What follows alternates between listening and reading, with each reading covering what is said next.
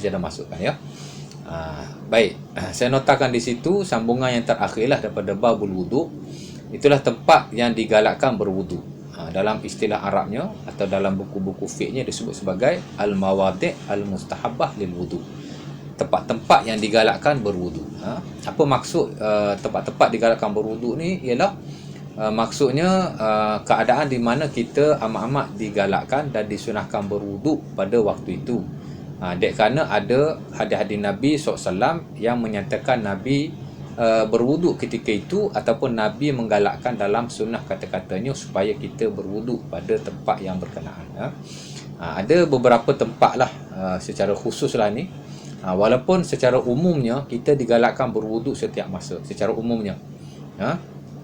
Bahkan dalam hadis yang kita pernah baca dulu, dan saya pernah sebutlah hadis ni, dia hadis yang masyhur daripada Sauban yang diriwayatkan dalam Sunan Abi Dawud dan selainnya, di mana Nabi SAW mengatakan bahawa antara tanda keimanan ni ialah orang yang menjaga wudu. Istaqimu wa lan tuhsu wa'lamu anna khaira a'malikumus salah wa lan yuhafidhu ala wudu'in illa mu'min. Itu hadisnya. Kata Nabi SAW, istiqamalah kamu dan jangan kamu berkira-kira, dan ketahuilah bahawa amalan kamu yang paling baik ialah sembahyang. Kemudian di hujung tu Nabi kata wala yuhafidhu ala wudu illa mu'min, dan tidaklah seseorang itu menjaga wudunya melainkan dia adalah seorang yang beriman. Sebab itu dalam fadilat wudu yang kita belajar itu, antara tanda keimanan ialah orang yang menjaga wudunya setiap masa. Sebab itu secara umumnya kita digalakkan berwudu all the time, setiap masa. Sama ada kita tak semayang, kita bukan nak baca Quran, kita bukan nak buat apa-apa, tapi kita sentiasa digalakkan berada dalam keadaan wudu. Itu secara am, ia satu sunnah Rasulullah sallallahu alaihi wasallam. Itu secara umum. Adapun secara khusus, inilah tempat-tempatnya kerana ada hadisnya ya. Saya nyatakan di sini ada 9 lah ya. Pertama ialah ketika berzikir kepada Allah Subhanahu Wa Taala, inda zikrillah. Kalau kita lihat dalam buku-buku fiqh, antara tempat yang amat-amat digalakkan supaya kita berwudu ialah ketika kita nak berzikir kepada Allah Subhanahu Wa Taala. Ketika berzikir ni umumlah, boleh jadi ketika kita nak baca Quran. Walaupun baca Quran tak disyaratkan berwudu. Menyentuh Al-Quran disyaratkan berwudu di sisi majoriti. Itu kita akan bincang nanti dalam bab perkara-perkara yang dilarang ketika kita tidak ada wudu ya. Itu kita akan bincang, dia ada nanti di hujung nanti. Setelah kita bincang perkara-perkara yang membatalkan wudu, kita akan bincang juga larangan ke atas orang yang tidak ada wudu. Antara yang dilarang ialah menyentuh Al-Quran dan membawa Al-Quran, menyentuh mushaf dan membawa mushaf ya. Itu disyaratkan berwudu lah di sisi majoriti para ulama lah, walaupun ada khilaf lah di situ. Tapi untuk membaca Quran tak disyaratkan kita berwudu. Kita boleh baca all the time. Hatta Aisyah radhiyallahu taala anha menegaskan seumpama yang diriwayatkan dalam Sahih Muslim. Kata beliau, kana Nabi yadhkurullaha ala kulli ahyani. Nabi SAW berzikir kepada Allah setiap masa baginda sallallahu alaihi wasallam. Jadi Nabi sentiasa berzikir all the time. Ya. Nak baca Quran adalah zikir yang paling tinggi sekali lah. Kalau kita belajar bab zikir, dalam banyak-banyak zikir tertinggi ialah membaca Al-Quran. Tak disyaratkan kita berwudu, tapi amat-amat digalakkan. Sementara kalau kita nak berzikir dengan zikir-zikir yang lain, kita nak berzikir subhanallah, nak alhamdulillah dan seumpamanya, amat-amat digalakkan kita berzikir. Jadi berwudu amat digalakkan ketika kita nak berzikir kepada Allah Subhanahu Wa Taala.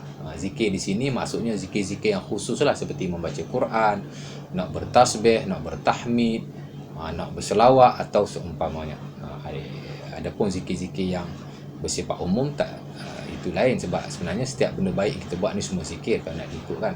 Yang dimaksudkan zikir di sini ialah kita nak beribadah kepada Allah dengan berzikir kepadanya, membaca Quran, bertasbih, bertahmid dan selainnya. Dalil yang dijadikan oleh para ulama dalam hal ni ada beberapa lah. Antaranya ialah hadis yang diriwayatkan dalam Sunan Abi Dawud daripada Muhajir bin Qunfus, di mana beliau memberi salam kepada Nabi SAW. Pada waktu itu Nabi sedang kencing lah, Nabi sedang qada hajat. Kemudian Nabi tidak menjawab, salamnya sehinggalah Nabi selesai. Akhirnya Nabi berwuduk. Kemudian selepas itu Nabi menyatakan kepadanya, aku tidak suka berzikir kepada Allah melainkan ketika dalam keadaan aku suci. Muhajir bin Qunfus marra ala Rasulillah fasallama alaihi falam yarud hatta tawadda'a summa tawadda'a faqala innahu lam yamna'ni an arud alaika illa an akrah illa anni karihtu an azkurullah illa ala taharah atau riwayat ala tuhrin. Muhajir bin Qunfus dia bagi salam kat Nabi, Nabi tak jawab. Nabi ambil wuduk baru Nabi jawab. Kemudian Nabi berkata, aku bukan tak nak jawab, tapi aku tidak suka berzikir kepada Allah dalam keadaan aku tidak bersuci. Mana Nabi jawab salam selepas Nabi berwuduk. Memanglah dia bagi salam tu Nabi tengah qada hajat, Nabi tengah kencing. Dia nampak Nabi tengah kencing, kemudian dia bagi salam, Nabi tak jawab. Tapi bukan kerana Nabi kencing tu. Memanglah ketika kencing pun sebenarnya tak digalakkan, dimakruhkan lah untuk kita jawab salam. Tapi setelah kencing, Nabi boleh jawab terus, tapi Nabi tak jawab. Nabi tunggu ambil wuduk dulu, baru Nabi jawab.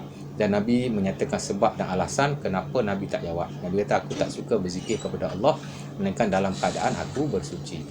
Karihtu an azkurallah illa ala taharah. Jadi daripada hadis ini, ulama menyimpulkan bahawa kalaulah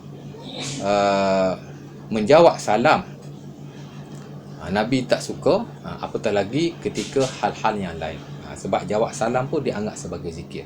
Apatah lagi membaca Quran, bertasbih, bertahmid dan seumpamanya, lebih-lebih lagi lah berbanding menjawab salam. Kalau nak diikutkan jawab salam ni zikir juga, tapi dia lebih ringan berbanding zikir-zikir yang lain. Adapun kalau kita betul-betul berzikir kepada Allah, maka lebih-lebih lagi lah kita perlu berwudu. Tidak diwajib tapi amat digalakkan, ya. Baik, sebab itu sebagian ulama juga mengkiaskan di atas hadis ini kesunahan berwudu untuk berzikir kepada Allah sekiranya kita mengadakan atau berada dalam majlis-majlis belajar umpamanya. Ada setengah ulama kata belajar apa disunatkan berwudu. Dia rujuk hadis ni lah. Dan dalam konteks berzikir kepada Allah, hak ehwal yang bersabit dengan zikir amat-amat digalakkan kita berwudu, ya. Itu yang pertama. Yang kedua ialah ketika sebelum tidur. Ini pun sama kerana ada galakan yang khusus daripada Rasulullah SAW. Sebelum kita nak tidur, kita berwuduk terlebih dahulu, walaupun tidaklah diwajibkan. Dan asas yang paling penting dalam isu ini ialah hadis yang diriwayatkan dalam Sahih Bukhari dan Muslim daripada Al-Bara' bin Azib. Kalau kita belajar dalam zikir-zikir sebelum tidur, termasuk juga amalan sebelum tidur ialah berwuduk sebenarnya. Sebab itu kalau kita belajar Adabun Naum, Al-Imam Nawawi dalam buku Al-Azkar, dia ada Adabun Naum, kitab berkaitan dengan bab yang besar berkaitan dengan adab-adab sebelum tidur. Jadi dia nyatakan apakah zikir-zikir yang kita nak kena baca sebelum kita tidur. Digalakkan kita membaca ayat kursi, digalakkan kita membaca 3 qul sebanyak 3 kali, tiup di tangan, sapu di keseluruhan badan. Digalakkan dan disunahkan juga untuk kita bertasbih, bertahmid dan bertakbir kepada Allah 33 kali, 33 kali, 33 kali. Kemudian doa-doa umpama bismillahirrahmanirrahim ahya wa amut, dan ada lagi doa-doa yang lain. Tapi sebelum itu digalakkan kita berwuduk terlebih dahulu. Kata Nabi kepada sahabat ini, nama dia Al-Bara' bin Azib, idza ataita matja'aka, bila kamu mendatangi tempat tidurmu, tawadda' wudu'aka lis-salah, maka hendaklah kamu berwuduk seumpama kamu berwuduk untuk solat. Jadi Nabi menggalakkan kepada sahabat ini supaya berwuduk dahulu sebelum daripada tidur. Sumataja ala syikal aiman, kemudian barulah duduk di atas lambung, tidur di atas lambung yang kanan, sebaik-baiknya menghadap kiblat. Kemudian membacalah doa-doa dan ayat Quran yang kita sebut dalam adab tidur berkenaan. Tapi dia mesti dimulai dengan berwuduk. Jadi berwuduk sebelum tidur amat-amat digalakkan, ya. Dan di hujung tu Nabi kata bila kita berwuduk sebelum tidur dan kita baca doa-doa dan ayat yang digalakkan sebelum tidur, bila kita mati Nabi kata fa imutta mutta 'alal fitrah. Jika kamu mati dalam keadaan itu, yakni keadaan berwuduk dan berzikir kepada Allah, kalau mati dalam keadaan tidur, Nabi kata mutta 'alal fitrah, kamu sudah mati di atas fitrah, yakni mati di atas agama Islam. Itu kepentingan. Sebab itu berwuduk sebelum tidur ni amat-amat digalakkan, ya. Kalau malas sangat pun kita wuduk lah yang paling basic, paling malas lah. Ya, kebiasaannya kita sebelum tidur ni kita masuk bilik air kan, kita gosok gigi, kita cuci muka dan seumpamanya. Kalau boleh ambil wuduk tu.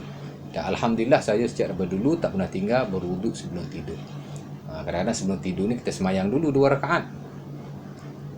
Tapi kalau malas semayang pun wuduk kita tak akan tinggal lah, insya-Allah taala. Sebab dia satu sunnah yang besar dan fadilah yang besar. Jadi sampai ke oleh Rasulullah SAW ketika sebelum tidur ya. Baik. Kemudian yang ketiga ialah ketika berjunub, apabila hendak makan, minum, tidur atau mengulangi jima'. Sama juga bila seseorang itu berjunub, yakni dia telah bersama dengan isterinya. Amat-amat digalakkan sebelum dia tidur dia berwuduk terlebih dahulu.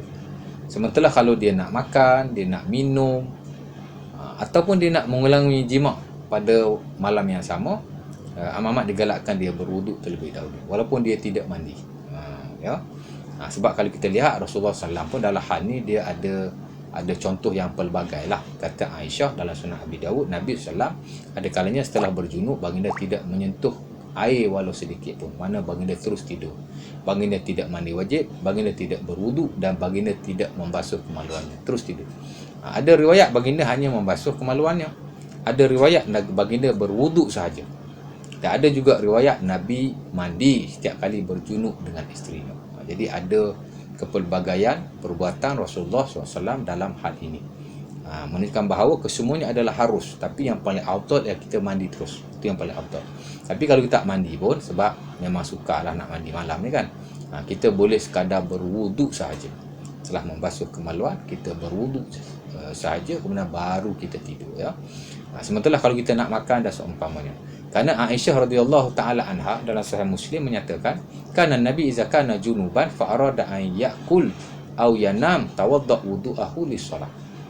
Ya. Kata Aisyah radhiyallahu taala anha, Rasulullah SAW bila dia berjunub dan kalau dia nak tidur atau dia nak makan, dia akan wuduk seumpama wuduknya sebelum solat. Nampak? Jadi Nabi SAW berwuduk selepas baginda berjunub. Kalau baginda tak nak mandi lah. Dan Umar Al-Khattab pun dalam Sahih Bukhari dia ada tanya Rasulullah juga, kata ya Rasulullah, ayarkudu ahaduna wa huwa junubun. Nabi kata na'am idza tawadda wudu'ahu lis-salah falyarkud wa huwa junubun. Umar Al-Khattab dalam Sahih Bukhari pun tanya Nabi, ya Rasulullah, kalau kita berjunub, kita tak nak mandi, boleh tak kita tidur terus? Nabi kata boleh, tapi wuduklah terlebih dahulu, kemudian baru kamu tidur. Nampak? Jadi wuduk setelah berjunub. Jadi nak makan, nak minum pun sama lah. Dan nak mengulangi jima' pun sama. Dalam hadis Abu Sa'id dalam Sahih Bukhari dan Muslim, Nabi pun menyatakan man ata ahlahu fa arada an ya'ud falyatawadda. Kalau sesiapa yang menyetubuhi isterinya kemudian dia ingin mengulangi kembali, maka hendaklah dia berwuduk sekurang-kurangnya. Itu digalakkan tapi tidaklah diwajibkan. Boleh jadi dia mengulanginya dengan isteri yang sama, boleh jadi dia mengulangi dengan isteri-isteri yang lain, tak kisahlah. Jadi as long as dia telah berjima' dan telah berhadas besar, berjunublah maksudnya, kemudian dia ingin melakukannya, selepas itu hendaklah dia berwuduk. Amat digalakkan. Itu yang ketiga ya. Kemudian yang keempat, ketika setiap kali hendak solat. Ini pun penting juga ya. Maksudnya bila kita nak solat fardu lah, solat sunat tak timbul. Kerana kalau kita dah ada wuduk, kita nak solat sunat, tak digalakkan untuk kita berwuduk setiap kali kita nak solat sunat. Tak digalakkan ya. Adapun untuk solat fardu digalakkan. Contohnya kita dah solat zuhur, kemudian kita tak batal wuduk sampai asar, kita boleh solat asar dengan wuduk yang sama. Bahkan Nabi SAW dalam Sahih Bukhari daripada Abi Qatadah, beliau menyatakan Nabi SAW berwuduk daripada Ibnu Umar, Nabi SAW sebelum daripada pembukaan Makkah, baginda takkan solat melainkan dengan wuduk yang baru. Maksudnya bila Nabi sembahyang zuhur, Nabi ada wuduk lagi. Bila masuk waktu asar, Nabi takkan solat dengan wuduk yang sama. Nabi sentiasa berwuduk setiap kali nak solat. Itu pada peringkat awal. Sesuailah dengan ayat Quran surah Al-Maidah yang telah kita baca. Ya ayyuhallazina amanu idza qumtum ilas salah, kata Allah, wahai orang yang beriman, bila kamu nak solat, Allah Taala suruh wuduk kan. Jadi Nabi mempraktikkan ayat ni dengan berwuduk setiap kali nak solat, seumpama perintah Allah Subhanahu Wa Taala. Tapi ketika pembukaan Mekah ni berlaku ketika Nabi berada di Madinah 2-3 tahun sebelum wafatnya Rasulullah SAW. tak silap saya Fathu Mekah berlaku pada tahun ke-8 Hijriah. Kalau tak silap saya lah, saya tak ingat sejarah tu. Tapi di hujung lah, di hujung usia Rasulullah SAW, 2 atau 3 tahun sebelum Nabi wafat, Nabi Nabi buat Fathu Mekah, satu peristiwa yang besar. Waktu itu Nabi mula semayang dengan wuduk yang sama. Nabi Allah Ta'ala memberi rukhsah. Hatta kata Ibnu Umar radhiyallahu taala anhu, Nabi berwuduk dengan wuduk yang sama untuk 5 kali solat. Kan Nabi yusalli 5 salawatin bi wudu'in wahid. Nabi sallam berwuduk solat 5 waktu dengan satu wuduk saja. Ya.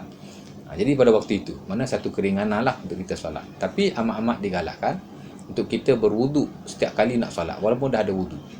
Kalau peringkat awal memang Nabi setiap kali nak solat Nabi akan wuduk yang baru. Tapi bila masuk tahun ke-8 Hijriah macam tu, bila Fath Mekah, Nabi memberi keringanan, mana kata boleh boleh solat dengan wuduk yang sama. Tapi amat digalakkan kalau kita dah ada wuduk, kita berwuduk yang baru. Itu yang kita sebut sebagai tajdid wuduk, kan, memperbaharui wuduk.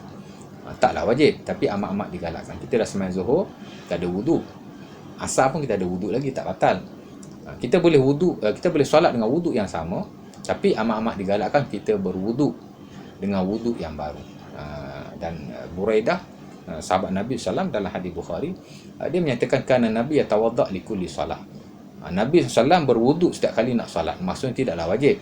Kerana ada juga riwayat Nabi solat dengan wuduk yang sama. Tapi Nabi juga sebahagian besar daripadanya berwuduk yang barulah setiap kali baginda nak solat. Tapi tak wajib, ya. Jadi di situlah letaknya. Jadi bila kita dah semayang Zuhur, masuk semayang Asar, atau semayang Asar, bila nak semayang Maghrib, kita masih ada wuduk, kita tak diwajibkan untuk berwuduk lagi sekali, tapi amat-amat digalakkan. Dia termasuk dalam tempat-tempat yang digalakkan untuk berwuduk. Itu yang keempat. Yang kelima, ketika setiap kali berhadas. Ni lebih-lebih lagi lah, ya. Bila kita berhadas, yang ni berhadas kecil lah, kita bukan nak semayang pun, digalakkan kita terus mengambil wuduk pada waktu itu. Dan bila kita sentiasa mengambil wuduk bila kita berhadas, kita termasuk dalam golongan yang menjaga wuduk sebenarnya. Dan ini berlaku sebagaimana Bilal bin Abi Rabah. Dulu kita pernah sebut tentang hadis Nabi SAW bila naik Isra' dan Mi'raj, Nabi dengar tapak kaki Bilal dalam syurga. Bila Nabi balik, Nabi tanyalah, Bilal, apa yang kamu buat? Ya. Antara yang dijawab oleh Bilal radhiyallahu taala anhu, dia kata setiap kali aku berwuduk aku solat 2 waktu, 2 rakaat. Yang ni solat solat sunat wuduk lah, ya. Dia kata aku tidak berwuduk melainkan aku akan solat 2 waktu dengan wuduk itu. Maksudnya solat sunat wuduk lah, ya. Ada juga jawapan Bilal yang lain, umpama diriwayatkan dari Sunan Abi Daud. Bila Nabi tanya dia, apa yang kamu buat? Aku dengar tapak kaki kamu dalam syurga. Bila kata la asabani hadasun illa tawaddatu indaha. Jadi ada 2 versi lah jawapan Bilal. Pertama, Bilal kata aku tak berwuduk melainkan aku akan solat 2 waktu. Itu yang diriwayatkan oleh Sahih Bukhari dan Muslim. Dalam Sunan Abi Daud, Bilal kata la asabani hadasun illa tawaddatu indaha. Bila kata aku tidak berhadas melainkan aku berwuduk pada waktu itu. Maksudnya ada jawapan Bilal, dia tak wuduk melainkan dia akan solat 2 rakaat. Ada juga jawapan Bilal kata dia tidak berhadas melainkan dia terus berwuduk pada waktu itu.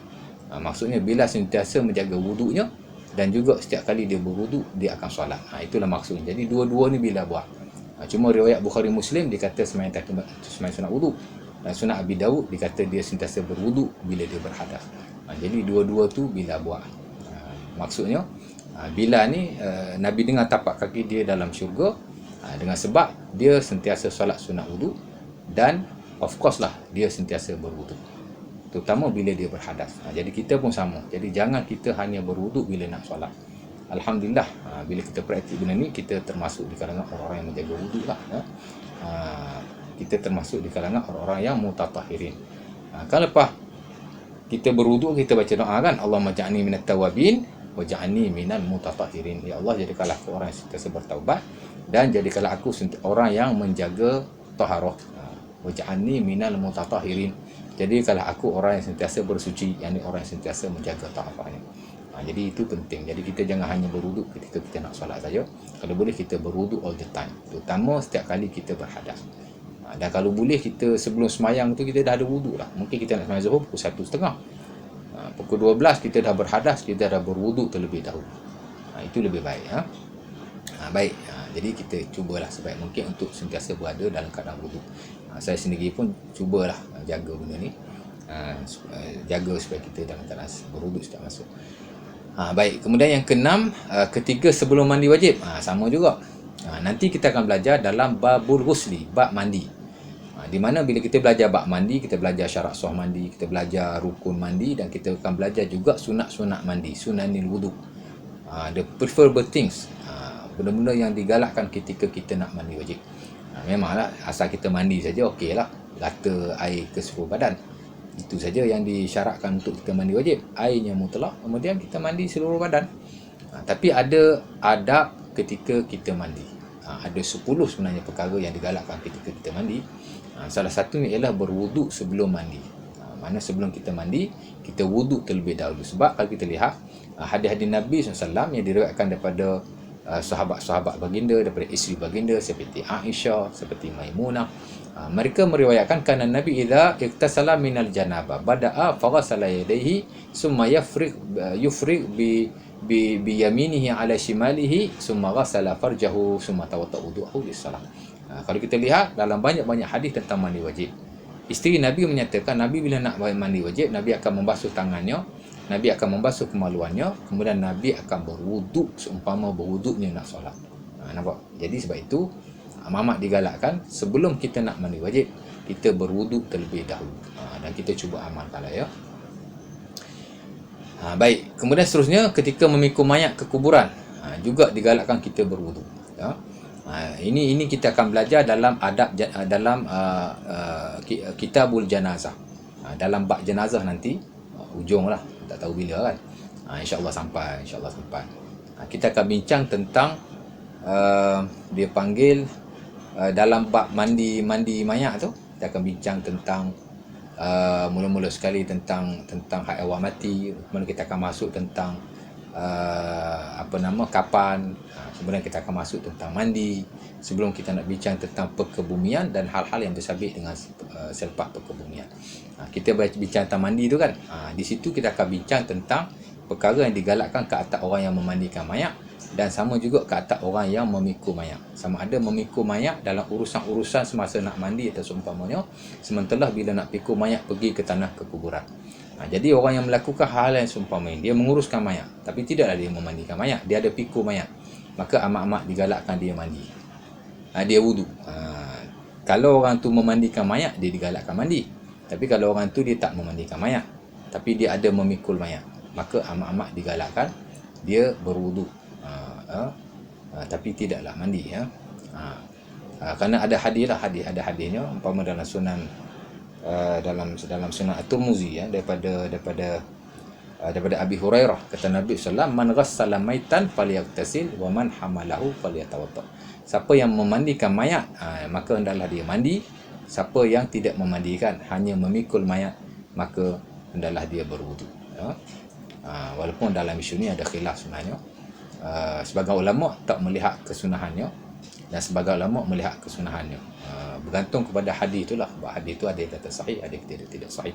Tapi saya kira dalam banyak-banyak buku fiqh, tempat-tempat yang digalakkan berwudu ni ada dimasukkan kerana ada hadisnya. Itulah hadis Abi Hurairah yang diriwayatkan dalam Sunan At-Tirmizi, dan ada juga dalam Sunan Al-Baihaqi daripada Ibn Abbas, di mana amat-amat digalakkan supaya kita berwudu sahaja bila kita ada memikul mayat. Hatta kalau kita ada menyentuh mayat, bahkan kita ada menguruskan mayat dan ada menyentuh mayat, amat-amat digalakkan untuk kita berwudu.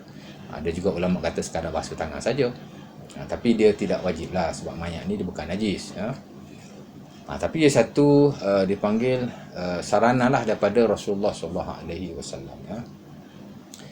Baik, selepas makan daging unta, ya, amat-amat digalakkan juga supaya kita berwudu.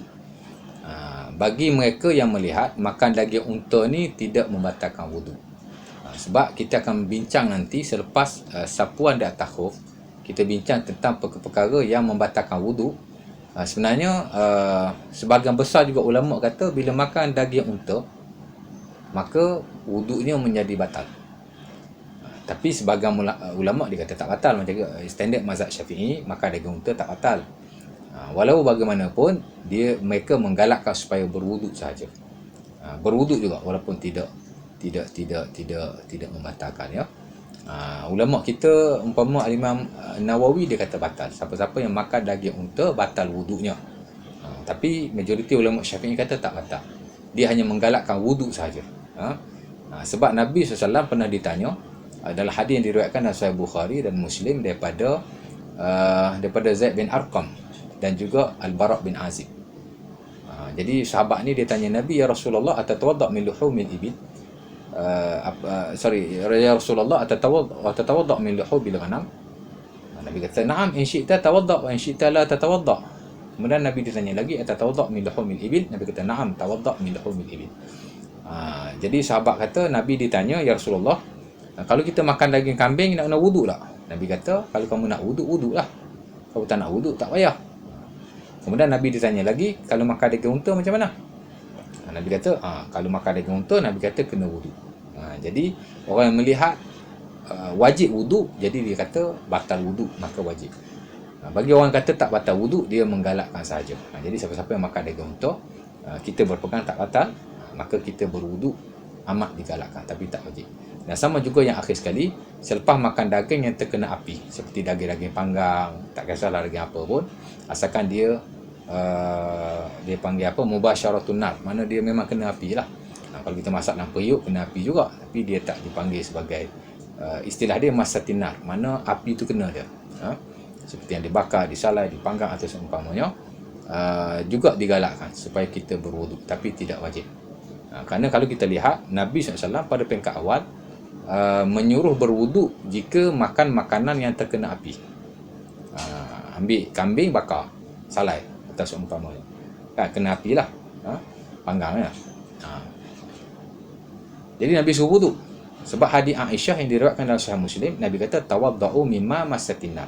Siapa-siapa yang makan makanan yang terkena api, hendaklah dia berwuduk. Jadi kena wuduk. Ya, dan itulah sebenarnya perkara yang awal-awal pada permulaan Islam. Makan daging kena api, wajib berwuduk. Tak jadi syarat daging unta lah, daging apa saja pun. Kalau dia dibakar dengan api, maka wajib berwuduk. Tapi selepas itu tak wuduk. Umpamanya dalam sunan Sahih Bukhari dan Muslim, daripada Jabir, hatta daripada Amr bin Umayyah, banyaklah saya tengok hadis Nabi yang sahih yang Nabi tak berwuduk. Sahabat tengok Nabi makan daging yang dipanggang, kemudian Nabi terus solat tanpa wuduk. Jadi ulama melihat bahawa hatta Jabir dan sunan Abi Daud menyatakan akhirul amri an Rasulillah tarkul wuduk mimma masatin nar. Mula-mula memang Nabi mewajibkan kalau makan makanan yang terkena api, wuduk. Tapi ujung Nabi sudah tidak mewajibkannya lagi. Walau bagaimanapun, perkara yang awalnya wajib tapi akhirnya tidak wajib, dia masuk jadi sunnah. Dia jadi sunnah. Jadi makan selepas memakan daging yang terkena api tidak wajib lagi, tapi dia jadi sunnah. Mana amat-amat digalakkan untuk kita berwuduk, tapi tidak diwajibkan sama sekali. Baik, jadi itulah tempat-tempat yang digalakkan berwuduk. Ada 9 yang saya notakan di sini. Wallahu ta'ala alam. Mungkin ada lagi tempat-tempat lain jika ada hadis-hadisnya, tapi yang saya dapati dalam buku-buku fiqh yang saya baca, yang saya belajar, fiqh Syafi'i baik, fiqh kontemporer baik, inilah 9 tempat yang digalakkan oleh para ulama berasaskan kepada hadis-hadis Nabi yang telah kita baca lah sebahagian daripadanya, insya-Allah taala. Kemudian baru kita akan masuk bab sapuan di atas khuf. Ada nak tanya apa-apa di situ? Apa dah?